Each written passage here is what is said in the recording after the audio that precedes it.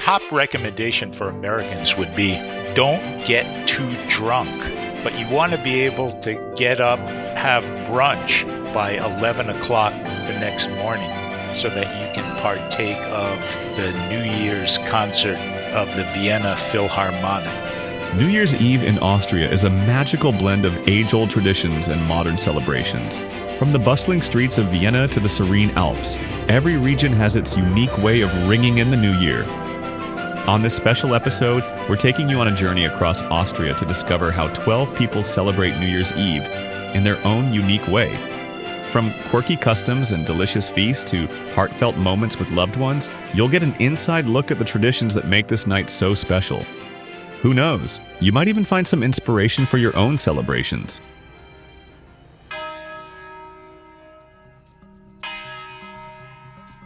What do we do at New Year's? We look at the fireworks and we watch films. We drink like punch and stuff, eat popcorn. When you are young and you grow up in Austria, you usually tend to spend New Year's with your family. In my experience, I would say that it's always nicer to celebrate at someone's home because this is simply where those traditions are celebrated. And I also know that Vienna, for example, is quite popular for New Year's, but it's extremely crowded. So unless you like very crowded places, it's nicer to, I don't know, maybe with someone you know in the mountains or just in a private environment. I think that's quite a typical thing in Austria, that you don't really go out so much. To celebrate in the countryside because it's much calmer. It's not that loud, it's not that... Sometimes it's a bit of an aggressive mood there, and here it's like really quiet. And when I think back about New Year's, then the first thing that comes into my mind is how I spent it as a kid. So we would always have the same procedure every year. We would go to my grandma's house. She had they lived in an apartment building, and they lived in like the 5th floor. And in Salzburg, you know, like we have houses that are usually a little shorter. So we could always see the fireworks from there perfectly. So that's why we always went there. But I think my favorite New Year's in Austria was one spent at home, experiencing Austrian home traditions. And that was in Canton.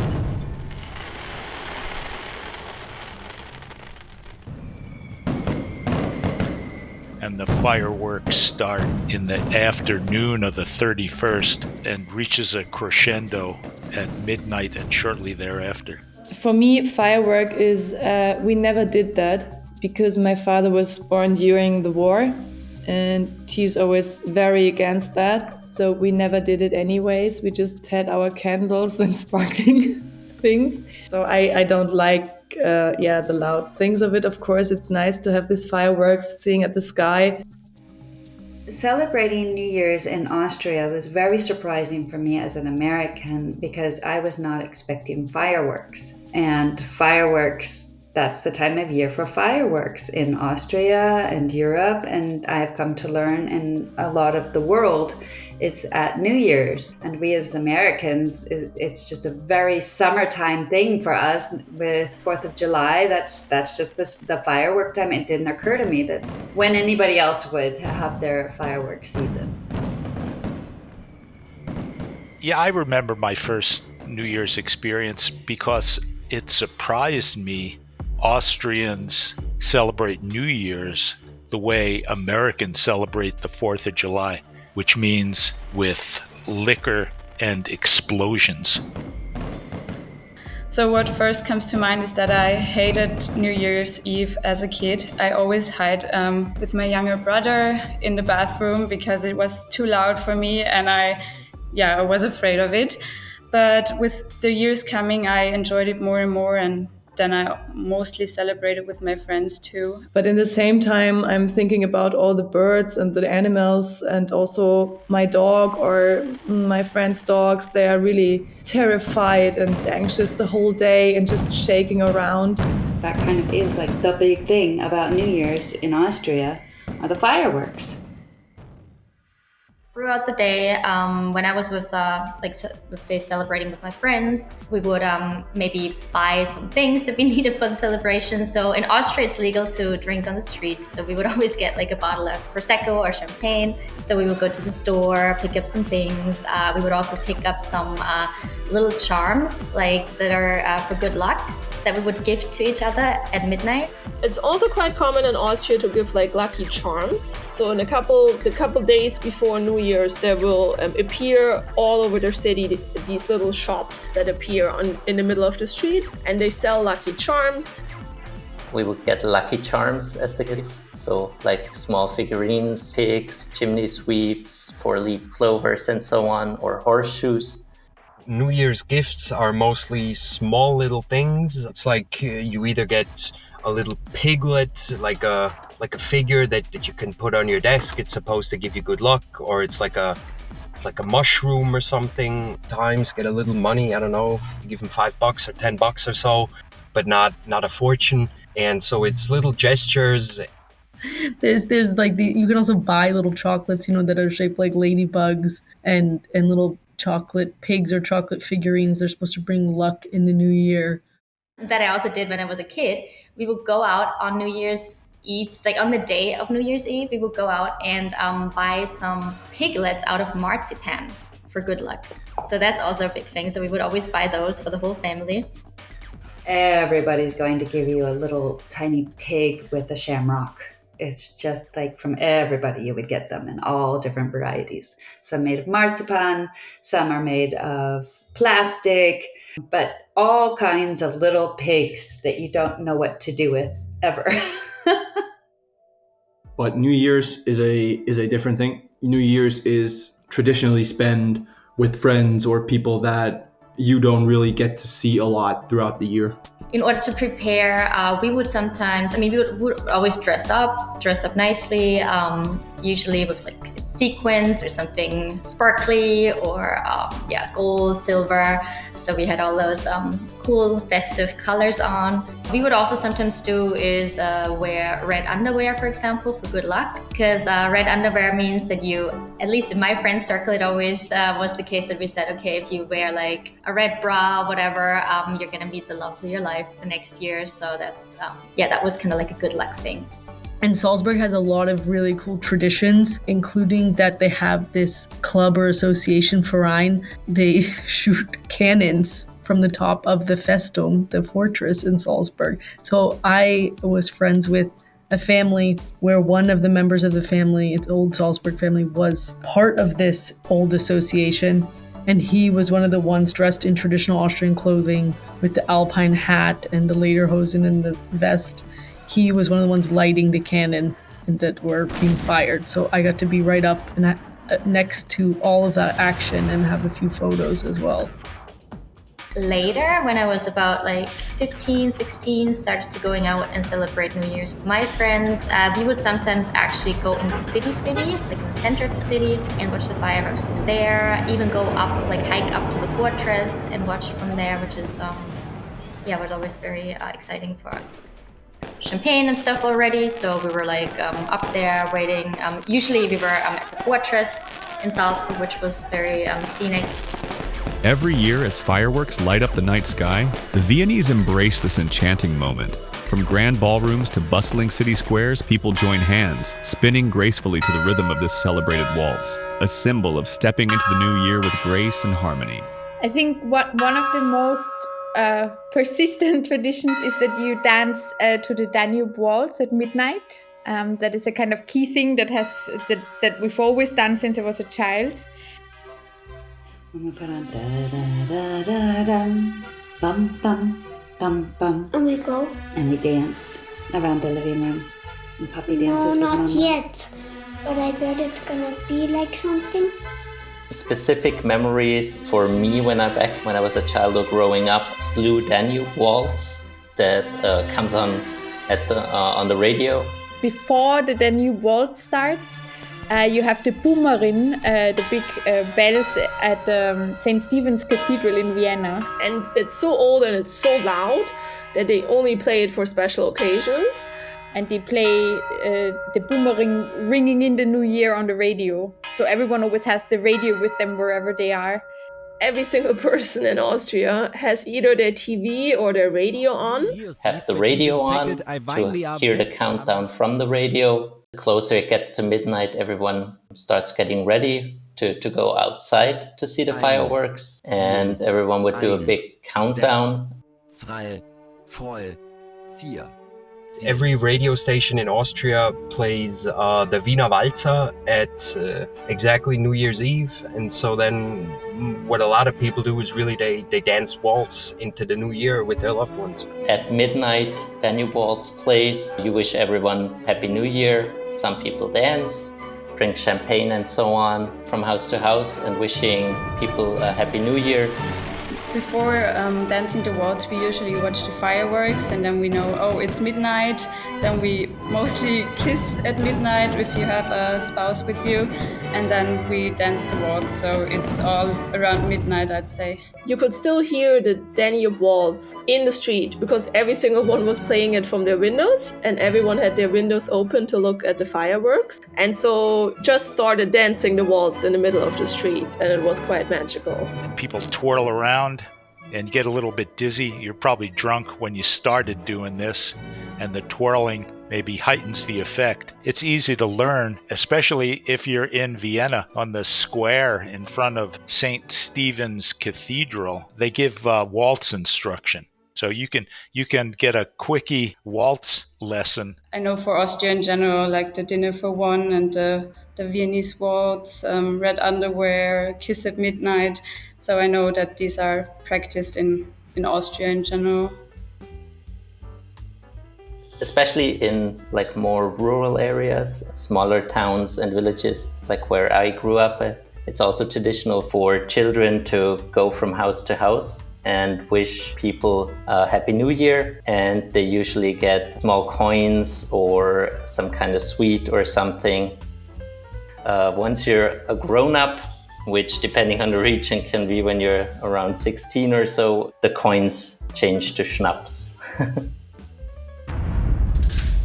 One of Austria's most fascinating and time-honored New Year's traditions is lead pouring, known locally as Bleigießen. This ritual, practiced on New Year's Eve, is both a source of entertainment and a symbolic way to predict the fortunes of the coming year. Very typical New Year's tradition, and I have no idea if this is spread all over the world or if it's like an Austrian thing or maybe a European thing. What we love to do for New Year's is we light up lead. So one thing we do is called Bleigießen. Yeah, I tried to, that's true, I tried to translate that Bleigießen into English, but I didn't find a good... I don't even know how you say it in English. It's like maybe lead pouring, maybe? Okay, so technically it's called Bleigießen, which means melting lead. It's a New Year's Eve custom of telling fortunes by shapes made by molten lead dropped into cold water. Basically, it's this little figurine. They're silver. A little pot on a stick, and you put your lead into it and hold it over a flame until it melts, and then you pour that molten lead into a bucket of water. And then whatever form builds. And then the lead kind of gets a funny shape and a funny form. And afterwards, you have like a book with... There's a book and and you can see, oh yeah, that seems to be like a, I don't know, like it looks like a donkey or it looks like a crown or whatever. And this is for your next year. 200 different forms that the lead might have. The form of the lead tells you your fortune for the upcoming year. It resembles your future, basically. That's what it is. If you drop some liquid hot lead into water and comes out a dog, people might say, oh, you might get a dog next year, and it's a bit silly, but I really enjoy the tackiness of it. And this is a very nice thing to do with kids. They enjoy it a lot. I can remember this one time I had one that kind of looked like a shower head, you know, there were like little drips of lead coming from the top and stuff. And then it kind of said if it resembles a shower head, it might mean that you get a lot of money next year. It's pouring down on you. Then you kind of like use that as an oracle and you try to analyze what's happening. But it's just kind of always the same thing, right? Like health, wealth, good luck. During the cold, wintry transition into the new year, traditional foods bring Austrians together and keep everyone warm while celebrating the holiday. Sizzling raclette stations melt cheese in alpine villages, hearty goulash simmers away in eastern city kitchens, and comforting Frankfurter stew that slowly cook in the final hours before the calendars change. The Austrian small home traditions are really nice. I think my favorite being raclette. I used to grow up very close to the Swiss border in the western part of Austria. So our New Year's dinner has always been the same. It's always raclette. I don't know if you're familiar with that, the Swiss cheese specialty. So this is what we always make. Of course, some people know raclette from Switzerland and maybe from a Christmas market where they have the big cheese that they melted and then they take the melted cheese and they serve. So you have a frying pan on the table. You have these little shovels that you can put a slice of cheese in, and then you put this in the oven or the grill basically that is on the table. And then you can you melt the cheese, you could put some onions in there or some potatoes, and then you get out the melted cheese, and then you either pour it on a slice of bread or you just eat it right away from the plate and stuff. And it's just a nice meal because everybody has something to do. You need to be aware of the cheeses you have in the oven so they don't burn and stuff like that. You can also have a raclette set for your home, and it's very traditional, at least in Carinthia and Canton, to have a raclette party where it's a whole set. It's almost like a fondue set. It looks a little bit like a griddle, and you have a little spot for your cheese to warm underneath the griddle, and then you can cook things on top, like sunny side up eggs, and it's like a little party. I remember that when I was a kid, we always had fondue. It's like where you put meat into the heated oil. We have also raclette, cheese fondue, which is where you basically have melted cheese in a pond and you put some bread in it with a stick and then you eat it with salad and other stuff. What I looked forward to as a child was the fondue with the hot cheese, obviously, and my mom and my dad would always give my sister and me some of those lottery tickets. Those are very traditional as well, by the way, like those 4-leaf clovers, pigs, chimney sweeps, and lottery tickets. Of course, us being Austria, there's also a connection to food. So in Tyrol, people traditionally eat like a beef stew with noodles and frankfurters or like hot dogs cut into them. There's different foods throughout Austria that are popular around New Year's Eve. It is rather a Swiss thing, but a lot of Austrians like the fondue thing, where you take different meats, breads, and you dip it in melted cheese. That is traditionally Austrian, funnily enough, or like typically Central European during that time, because it's usually very cold outside and people like to indulge in the warm comfort of that a fondue can give. A lot of traditions in Austria have to do with food. So I liked to eat langosch at one of the Christmas markets. Langosch is originally Hungarian, but it's like this large flat dough thing that they fry. And they have that at all the Christmas markets. They will also still have it at like New Year's markets. So that's just something I associate with winter. I don't know if it's traditional Austrian, but my grandma used to make it every New Year's. It was duck was our main dish that we had, and some cake after, and then we always patiently waited for the fireworks. We would watch those from the 5th floor. It was a beautiful view because you could also see the fortress of Salzburg, and they always have a big firework over there. There's also a tradition to have like a next meal, and that's it's a goulash, and it's traditionally originally a Hungarian meal. And I think it was started because most people are quite drunk, and it helps you with the alcohol. What my mom would do a lot is to bake little brioches in piglet form, and then they wouldn't just be for the New Year's celebration with family and friends. But it would be, she would make like a whole lot of them, and then everyone who would come to visit or everyone who we would go to visit around New Year's, they would get one. Okay, so what I would wish my grandma would make me right now would be Apfelradl. This is also, I think, a traditional Austrian dish where you slice up apples and then put a dough around it, and then it looks a bit like a donut, but it has apple inside it, and I really love it. It's a sweet dish. Yeah, I can't make it myself, but I will definitely ask her if she can make it when I get back to Austria.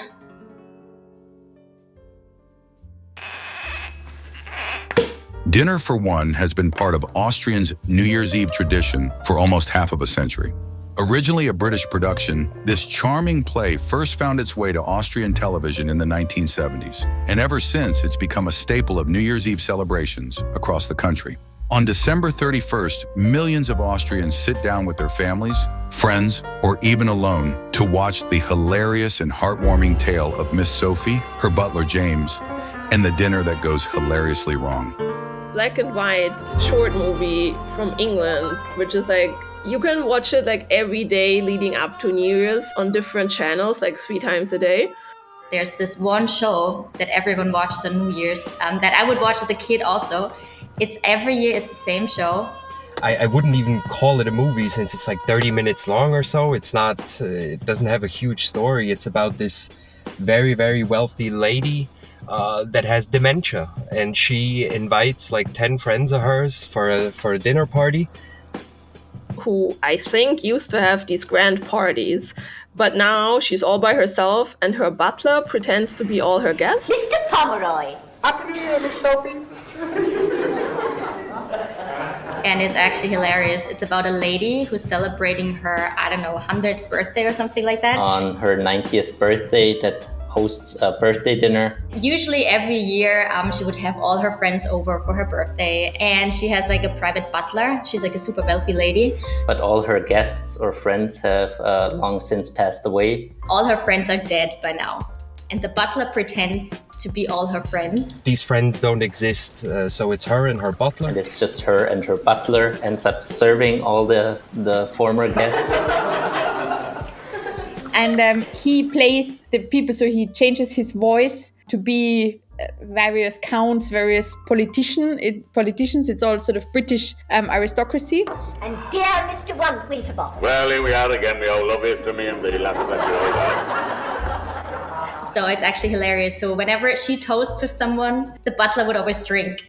And then she always wants to cheer with everybody on the table. But since there's nobody on the table besides herself, her butler needs to drink like 10 glasses of champagne every time she wants to cheer. And he gets more and more drunk throughout the evening. And then you can actually see the butler getting more and more drunk throughout the whole evening. And so he has to drink a lot. And so he moves between the chairs, pretending to be different people, and always drinks. And then there's like this huge, it's like a carpet with a tiger's head, and like the butler always falls over the tiger, and it's like, it's so ridiculous. And the trademark of it is it's played every single year. And then you can see it's like a black and white movie. It's super, super old. Well, first of all, I think it's English, but it's definitely not well known at all in America. And I don't think anyone in England has ever heard of it. I think it's only Germans and Austrians who watch it. You should be prepared for the fact that Austrians will be quoting this and saying the same procedure as every year. Famous line from that sketch, the same procedure as every year, that the old lady utters is sort of famous around Austria. And it may take you months of living there to realize that this is a quote from a movie that I think that you know. But then the way it ends is, in the end, he's taking her to bed, and it seems a little bit like a romance story. So there is, in the end, it seems a little bit like both of them know what they are doing, and they know that this is the outcome of the evening. By the way, same procedure as last year, Miss Sophie? The same procedure as every year, James. Well, I'll do my very best. Good night. The Botstiber Institute would like to thank you for listening to this special podcast, and from all of us here, we'd like to wish you the happiest of holidays.